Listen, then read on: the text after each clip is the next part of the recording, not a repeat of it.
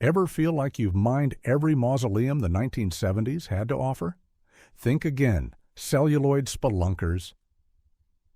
Today, we're unsealing 13 criminally underrated shockers, movies so eerie, so atmospherically off-kilter, they'll cling to your psyche like grave-damp fog.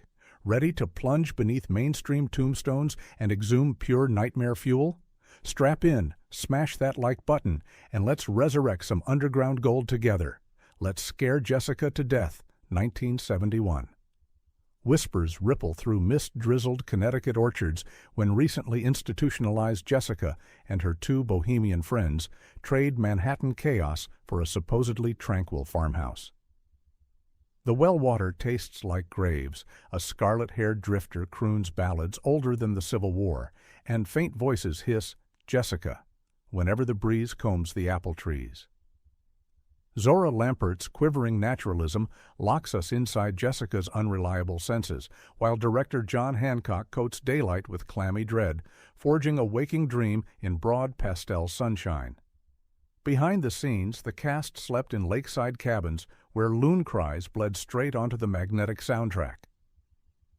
Hancock storyboarded the spectral rowboat finale on diner napkins at 3 a.m., terrified Paramount might yank the meager $250,000 budget before dawn. Cameraman Robert Baldwin built DIY fog machines from lawn sprinkler pumps, and composer Orville Stober recorded those proto-synth moans in a friend's attic 7 years before Halloween popularized minimalist terror.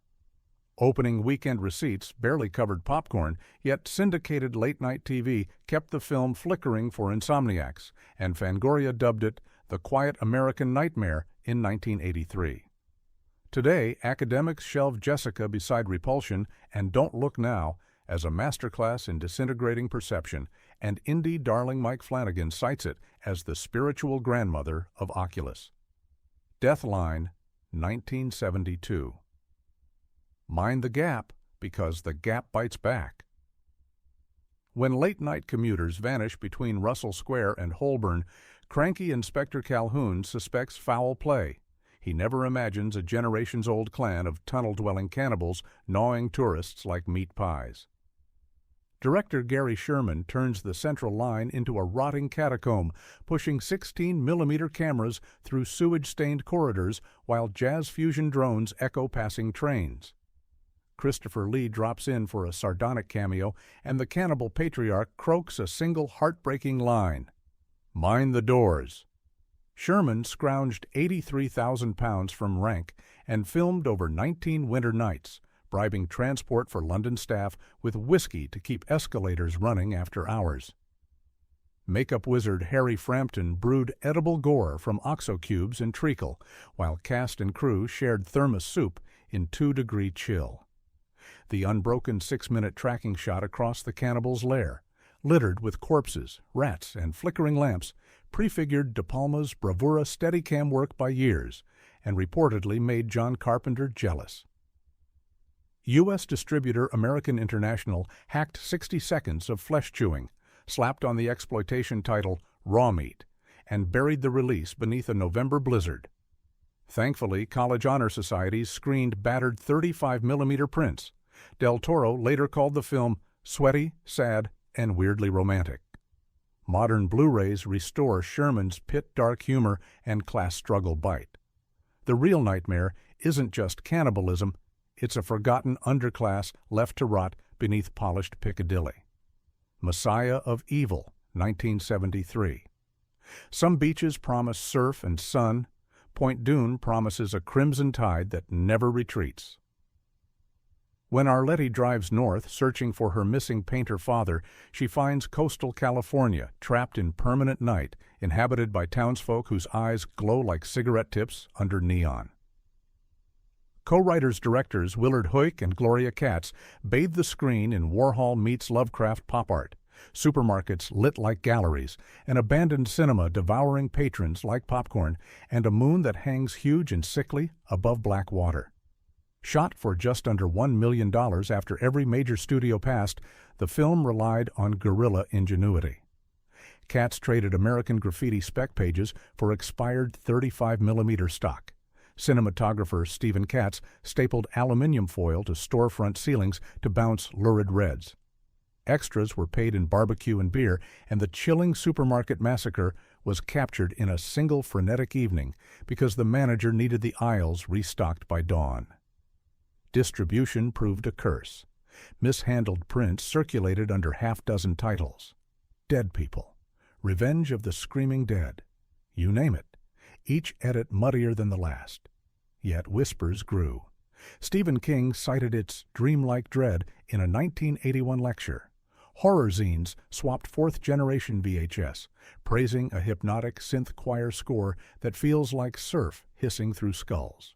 Lemora, A Child's Tale of the Supernatural, 1973. Imagine Huckleberry Finn drifting downstream straight into Bram Stoker's fever dream.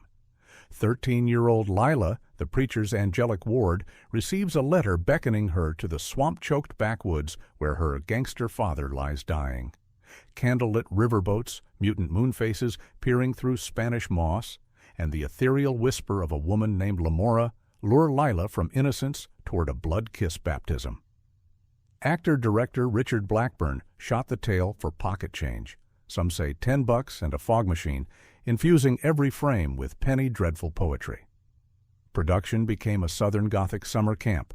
Cast and crew bunked in an abandoned Georgia courthouse. Bats nested in the rafters, offering free set dressing. Art director Alana Lamb rummaged flea markets for Victorian doll heads to line Lemora's crypt, while local kids paid in ice cream cavorted as feral swamp creatures. Cheryl Rainbow Smith, barely 17, sang her own church hymns live on set, lending an unnerving purity to sequences later spliced by censors. The MPAA slapped the picture with an X rating for pervasive horror and lewd undertones, scaring away mainstream cinemas. Grindhouse theaters in Los Angeles booked midnight slots, yet even there, the film vanished beneath kung fu double bills. Decades later, feminist scholars reclaimed it as an early meditation on queer desire and agency. Boutique label Synapse finally issued a crystal-clear Blu-ray, revealing velvet purples previously drowned in VHS snow. The Legend of the Seven Golden Vampires, 1974. What do you get when Britain's foggy Hammer Gothic collides with Hong Kong's kinetic Shaw Brothers? A whirlwind of kung fu kicks, crimson capes, and undead warlords stalking 1804 rural China, presided over by Peter Cushing in tweed, delivering lectures between roundhouse stakes.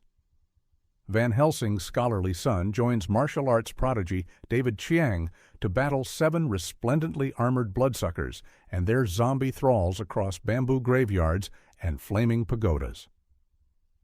The cross-continental production staggered under culture shock. Hammer shipped 60 coffins and an artificial Transylvanian castle to Shaw's Movietown, only to scrap half when tropical humidity warped wood. Fight choreographer Lu Chialiang fused Peking opera acrobatics with Hammer's theatrical brawls, inventing steak fu, where mahogany pegs whirl like nunchaku.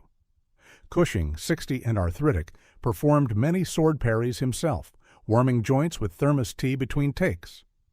Budget overruns spooked Warner Brothers, which declined U.S. distribution. A trimmed version hit grindhouses as The Seven Brothers Meet Dracula. Box office stumbles doomed Hammer's East Meets West experiment, but VHS and festival retrospectives elevated the film to cult stratosphere. Tarantino screened a scratchy print during his 2000 Kung Fu Friday series, claiming it proved genres can swap blood like transfusions. Modern critics celebrate its sweaty pulp exuberance and pioneering multicultural team-up that paved the path for Blade and Kung Fu Hustle. The Blood on Satan's Claw, 1971.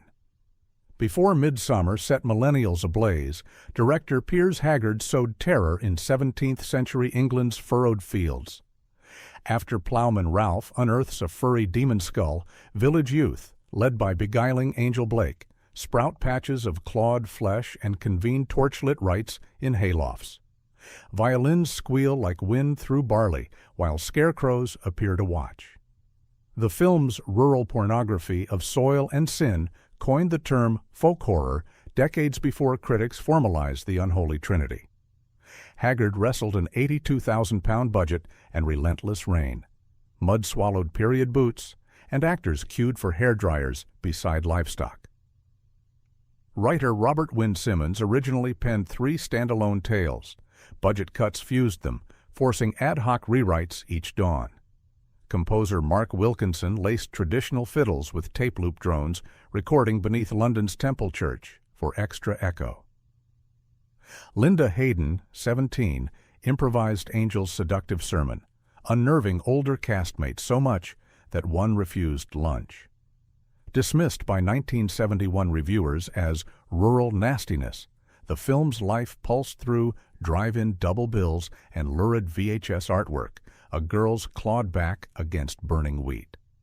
By the 2000s, scholars reclaimed its pagan anxiety as allegory for social upheaval. Blu-ray restorations glow with earthy oranges once lost to print fade. Directors Ben Wheatley and Ari Aster both cite Haggard's clash of pastoral beauty and bodily corruption as blueprint for their daylight hellscapes. The Devil's Reign, 1975. Out in the scorched wastelands of Baja California, a cursed family battles satanic cultist Ernest Borgnine, sporting ram horns and a grin wide enough to swallow the horizon, over a crystal tome housing thousands of damned souls. When William Shatner's hero fails, brother Tom Skerritt and psychic Joan Prather confront a downpour literally sent from hell, culminating in cinema's wettest meltdown.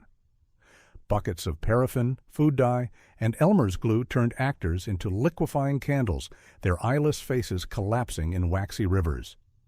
Director Robert Fuest, fresh from the abominable Dr. Phibes, wrangled a $2 million budget, much of it spent on practical carnage. Special effects wizard Nick Maley rigged heating coils inside rubber masks to achieve bubbling flesh, causing the set to reek of scorched latex and barbecue sauce. Church of Satan founder Anton LaVey served as a cult advisor, blessing props and teaching extras authentic Latin invocations, traveling with a pet lion cub named Toger that once wandered onto camera mid-take. Critics boiled the film alive, yet drive-ins overflowed. Kids dared each other to watch the 9-minute deluge finale without flinching. Fangoria later crowned that sequence the Niagara Falls of gore. Modern eyes relish its outrageous sincerity, retro desert psychedelia, and morale. Sometimes evil is less subtle whisper than torrential flash flood. Martin, 1977. George A. Romero stepped away from shambling corpses to deliver a whisper-fright tragedy about a young Pittsburgh immigrant who may or may not be a 100-year-old vampire. Martin sedates victims with syringes, drinks their blood from tumblers, and phones late-night radio as The Count, pouring out lonely confessions. Is he supernatural or simply broken by trauma? Romero never answers, crafting kitchen sink vampirism soaked in rusty steel town melancholy. Shot for roughly $250,000 scraped from local investors and crew-deferred salaries, Martin thrived on guerrilla flexibility. John Amplas was cast after Romero saw him perform Philoctetes in sweatpants. Production designer Cletus Anderson dressed real foreclosed houses with black plastic crucifixes. The dreamy black and white flashbacks, silent film pastiches, were edited in Romero's living room, where his cat famously spliced a reel by batting it off the table. Upon release, distributors demanded a title change to Dracula 77. Romero refused, accepting limited screens and microscopic grosses. Yet word of mouth metastasized. Scorsese called it the year's best horror picture, and Tom Savini's spare effects inspired an entire school of subdued gore. DVD Resurrection sparked readings on immigrant alienation and America's crumbling Catholic mystique. Pay special attention to the final station platform showdown. The hiss of brakes, the flicker of sodium lamps, and the casual cruelty of family loyalty snapping like an old violin string. Blood and heartbreak intertwine. Alucarda, 1977. If Ken Russell had shot Carrie inside a Spanish Inquisition torture museum, the result might approach Juan López Moctezuma's Alucarda. Orphan Justine arrives at a remote Mexican convent only to befriend wild-eyed Alucarda, whose very name hides Dracula reversed. Soon, nuns burst into flame, goat-headed demons manifest amid scarlet drapery, and a single shriek seems to echo for 5 full minutes. It's an operatic orgy of blasphemy, sexuality, and buckets, no, ocean waves, of blood. Financed for roughly $296,000 through a consortium of art house distributors, production used an abandoned hacienda hospital, its real catacombs providing ready-made sets. Cinematographer Xavier Cruz superheated the color palette by flashing negatives before exposure, giving whites a pink infected halo. Local theater students acted as possessed acolytes, spinning until collapse. Legend says medics treated more vertigo than cuts. English dialogue was recorded phonetically to court export markets. Actresses memorized lines like song lyrics. Predictably, Mexican censors hacked entire reels, but the film traveled. A 16mm print at 1978's Sitges Festival caused walkouts and applause. Guillermo del Toro later called it the primal scream of Latin horror. Modern academics praise its feminist rage, holy authority melting under adolescent fury. The House with Laughing Windows, 1976. A decaying palazzo on Italy's Po Delta hides a mural that bleeds. Young art restorer Stefano arrives to conserve the fresco of a martyred saint painted by the deranged Laughing Window artist, but hushed villagers urge him to leave before the Festival of the Dead. Phones ring with animalistic panting, windows leer like crooked smiles, and the sticky summer air feels too thick to breathe. Director Pupi Avati steeps his giallo horror hybrid in ochre twilight, replacing jump scares with suffocating dread. Avati shot on location in Comacchio's marshlands during mosquito-plagued August. Crew doused themselves in vinegar to avoid welts. Budget was modest, 722 million lire, yet the design stretched the lira by sourcing aristocratic furniture from a collapsing villa slated for demolition. Composer Amedeo Tomasi fused lullaby harpsichord with distant church bells, mixing tracks through a repurposed cinema speaker for echo. The titular house's laughing windows were achieved by suspending hidden speakers behind stained glass and pumping distorted giggles at random intervals. Initial reviews were puzzled, but late-night RAI broadcasts in 1981 turned the film into communal nightmare fuel. Kids compared notes about the final reveal at school, cementing playground legend. Restored Blu-rays show Avati's clammy pastels once smeared into VHS mud. Long Weekend, 1978. Pack up the esky and head for an idyllic stretch of Australian coast. Just don't litter, shoot wildlife, or carve your initials into the bark because the bush is listening. Peter and Marcia's crumbling marriage turns a mini-break into ecological reckoning. Tides reverse, possums shriek like infants, and a dugong corpse drifts back no matter how many times they push it away. Director Colin Eggleston delivers sun-bleached dread, lensing milky horizons that appear to bend under ozone-scored heat. Budget estimates swing between $270,000 Australian dollars and $425,000, depending on who counts favors. Eggleston recycled props from a canceled surf movie. The tent set housed real bull ants that kept biting Bryony Behetz until she wrapped pantyhose over her socks. Cinematographer Vincent Montan shot mostly with 600mm telephoto glass, flattening perspective so nature seems impossibly close. Wildlife wrangler Ken Conroy trained a sea eagle to swoop within inches of actors. Crew ducked behind eucalyptus trunks. Domestic release flopped, overshadowed by Mad Max Mania, yet Long Weekend won the Avoriaz Fantastic Film Festival Prize and found salvation on late-night SBS television, where environmentalists embraced it as a pre-apocalyptic parable.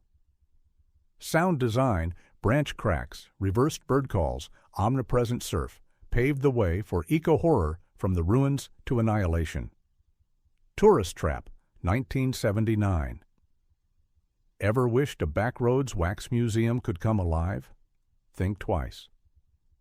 lost travelers stumble upon Mr. Slausen's desert attraction, where mannequins grin, giggle, and, thanks to unexplained telekinesis, hurl kitchen chairs across cobwebbed rooms. Chuck Connors fuses paternal warmth with slasher menace, while director David Schmoller shoots through Vaseline-smeared lenses, turning plastic faces into melting nightmares. Glass eyes follow, plaster lips whisper. Made for about $350,000, the film stretched every penny. Producers rented an abandoned California amusement park, repurposing Hall of Mirrors glass and bumper car corpses. Effects artist David Ayers devised pulley rigs so mannequins appeared to breathe, and composer Pino Donaggio layered slide whistles over childlike lullabies, a music box dying one note at a time. Cast recount filming night exteriors at 4 a.m., coyotes howling on cue, and Connors staying in character to startle unsuspecting grips. Box office barely budged, but 80s cable rotation elevated Tourist Trap into sleepover legend. Stephen King praised its nightmare logic in Danse Macabre, calling the film genuinely frightening. Modern reviews hail its proto-supernatural slasher mashup, a sibling to Texas Chainsaw viewed through a cracked funhouse mirror. Wax museum enthusiasts still pilgrim to the dilapidated set, now collapsed, stealing plaster fingers as souvenirs. Phantasm, 1979.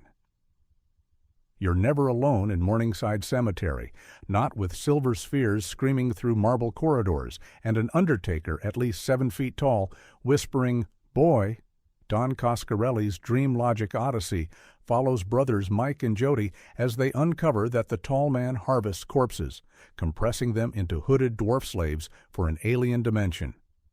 Hearses roar, tuning fork portals hum, and reality bends like bubblegum in summer heat. Shot over weekends for just $300,000, Phantasm was an act of suburban rebellion.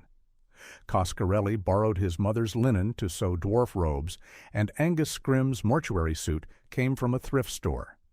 Effects guru Willard Green launched the iconic sphere with a slingshot down a hallway reversed in editing. The embedded face gag used piano wire and a compressed air blood rig spraying carnation milk.